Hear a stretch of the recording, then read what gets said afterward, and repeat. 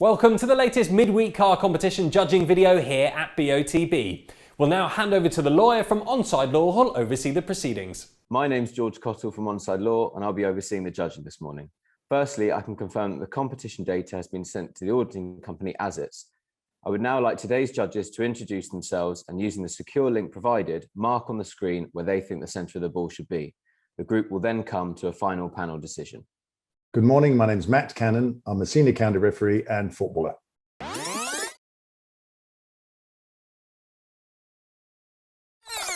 I'm Nigel Hicks. I've been a Supply League match official for the best part of 30 years and I'm an experienced football administrator.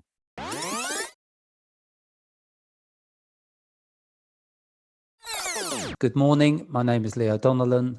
I'm an ex-professional football player, having been with Chelsea, Fulham and Leyton Orient.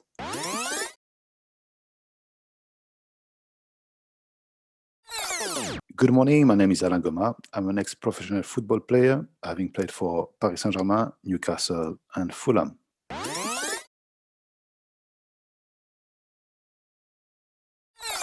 My name's Liam Walsh. I'm a retired referee, currently an FA observer and head coach for the Middlesex Referees Academy.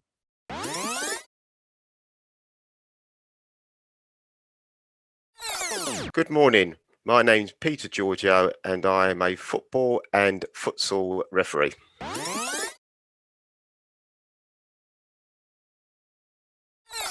Good morning. My name's Andy Braithwaite and I'm a football referee, mentor and licensed observer.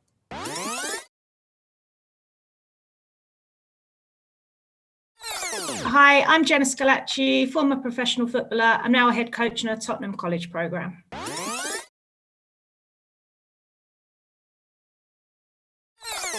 Hi, my name is Matthew Ray.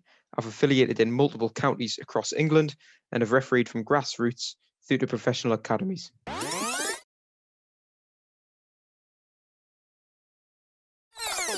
Hi, my name's Renee Hector and I play football for Watford FC Women and I'm a coach for Tottenham Hotspur Foundation.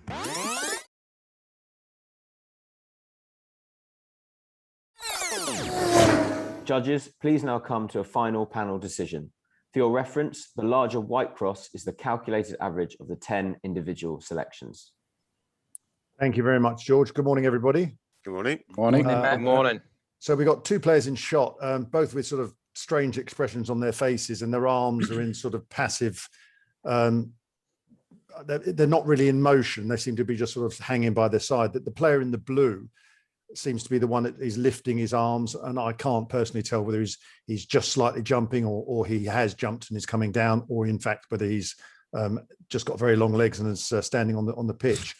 And the other player in red and white on the left he's sort of got a startled expression and is looking out towards the ball. And I think the ball's in the foreground. So the ball is in basically just in front of the player in blue from his head position. But I'll draw some lines out first. We've got a couple of eyes here that go vertically across and then slightly down through my own. And from the player in red, again, I'm the lowest here. And then we've got another one here going up through the main sort of cluster of group up here. So, as I said, I think the ball's in the foreground. I've put my position there. And I think the majority are above that in a cluster, and then we have René's out to the right. So what I'm going to do is I'm going to go through the main cluster first. Alain, yours is magnified here, and I'll put the highlighter over the top of yours. How did you see the picture and what was happening? Yeah, Matt. As you said, the ball is in the foreground. I think to me the player on the left is more of an attacking player, and I think he's running towards the ball.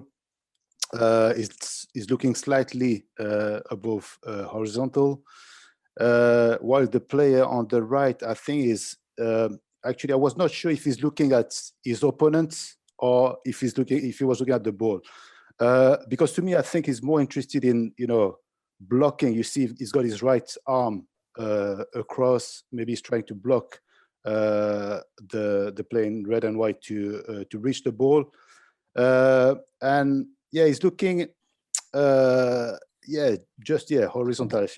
eyes level, I would say.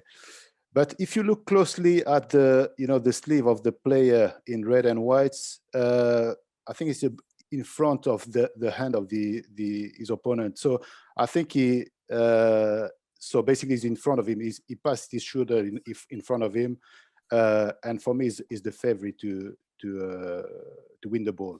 Okay, thank you very much, Alain. Matthew, you're next here. Again, highlighted, also magnified with the highlighter over it now. Did you see it any differently, or? So I think the ball's already been played. For me, I think looking at the player in blue, I think his shirt's ruffled that he's coming on his way down from a jump. And the player in red, I think he's probably headed it because he's leaning forward. I think if he would have kicked it, he would be leaning back.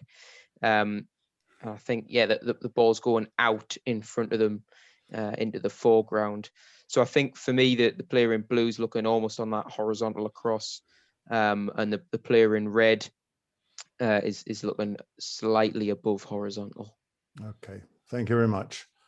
Nigel, there you are, magnified there. You're just below Matthews. How did you see this?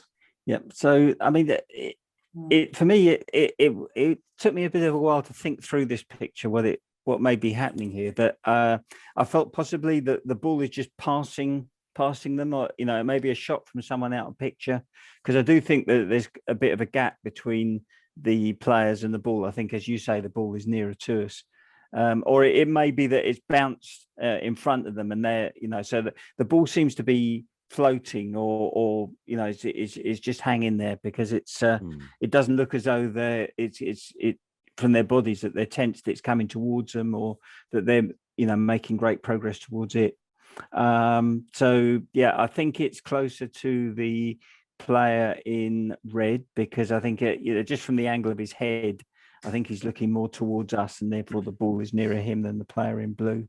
Yeah, and it's around the head height between the two of them. So that's why I put it there. Great. Thank you very much. And just below you is Peter. There you are, magnified. What did you see in the photo? I can't really add much more to that. The ball, I think as was just mentioned there, it's hanging there, it's there. And with the, like you said earlier, Matt, in regards to the body language of the players, very difficult to find out who's played what, etc. If the player in blue is coming down or going up. So with that in mind, I've gone for the eye lines, with the player in red and white, giving me the position, I think, in regards to his angle of his head. And then with the height, I've given it with the player in blue. So I agree with much of there or thereabouts of where that ball is with my colleagues. No, sure. I mean, so we've really, some people think he might have played it. Others, the ball maybe had bounced up, and they're just trying to readjust to either play the ball or watch it. That's right. Pass on by. Yeah, it's a difficult one. Yeah, exactly. Now, Leo, there you are, magnified, and I'll just put the highlighter over the top of yours. What did you see happening? Yeah, all I know, Matt, is the ball is there. I'm not too sure what has happened. I think they're reacting to the ball being there. I put the ball closer to the player in red because I just feel with the way he's looking, it just appears to be closer to him. I put the height of my cross in line with his eye line, and with the player in blue, I put it slightly lower with his eye line because I think he's looking to his right and he's looking slightly lower. But I just think they're both reacting to the ball being there. Yeah, great. Yeah, thank you very much. Next, we have you, Jenna. There you are, higher magnified. You're just at the bottom of this main cluster, and I'll put the magnifier over your choice. How did you see the challenge? Yeah, for me, I feel like the guy in blue, he's very square on. So whether he's going up or on his way down, for me, his body positioning tells me that the player in red and white is the favourite to win the ball, whether the ball's hanging in. Again, like everyone else, I'm not sure if the ball's just hanging there or it's been cleared. But I've gone slightly lower just by the angle of the guy in blue of his head. I feel like his head's angled, so he's slightly downwards. And then I've used the eye line of the guy in red and white to come to where my cross is. Yeah, great. Thank you very much. And just to your right is Liam. There you are, magnified. How did you see what was happening and whether the ball was hanging or being played or? Thanks, Matt. Yeah, I've gone for a bouncing ball in the midfield. That it's just sort of like a great description from Leo. That it's sort of like the ball's floating. I worked on for both players eye line and head angle, and the ball's in the forefront. But I feel that the ball is low and not high for me. I feel that they're looking down at the ball and not up. Yeah, no, sure. Thank you very much. Andy, you're just here. Again, I'll magnify yours and then I'll put the highlighter over the top of it. You're sort of in line with the calculated average. How have you seen what was happening? Thanks, Matt. I can't really add anything more to what everybody else has said regarding either the ball or the players because everybody's got a difference of opinion there. But again, it's just there. But from my take on this, I actually put my cross in before the lines because I just felt it's one of those pictures where there's a little bit of, in the foreground, background type of thing. And I just had a feel that where I put it was there. Then I drew my lines in afterwards and it almost dissected from one set of eyes to the other. So whether that's right or wrong, but I just feel that that's where the centre of my ball really was. Yeah, no, I appreciate that. Obviously, from the players of the competition, they will take 99% of their information from the eyes. Yeah. And as we said with this picture, with the ball being in the foreground, it's quite difficult to get a jointed absolutely eye line. Although, saying that, there is a main cluster. Now, Rennie, I've left you to last. You're out here close to the player in blue, and I'll put the highlighter over yours. How did you see what was happening?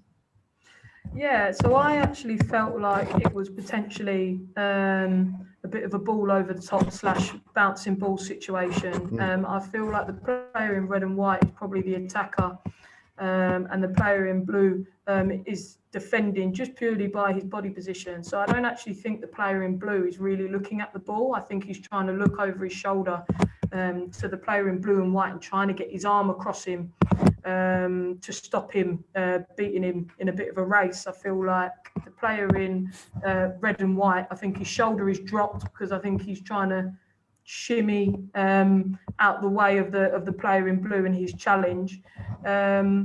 And his head's tilted over to the left. So that's why, and I know the ball's in the foreground, so that's why I put it a bit more further. Yeah. So when you mean by shimming, you mean he's sort of getting him round and he sort of pushes his arm to get in front. So I think as the player in blue is trying to put his arm across him, he's almost trying to move his shoulder down to get it out the way of his arm to try and get round him in a bit of a foot race. That's what I think. That's what I think is happening. So that's why I put my cross there. Okay. Thank you very much. So if I put the magnifier over this average here with Rennie and my choices, you can see we're both outside. I'm further to the left and low, and Rennie's further to the right and up. So I'm going to remove the pair of us, which obviously moves this calculated average a little bit, but it does, I think, give it a better look from the rest of us. And as we've said before many times, this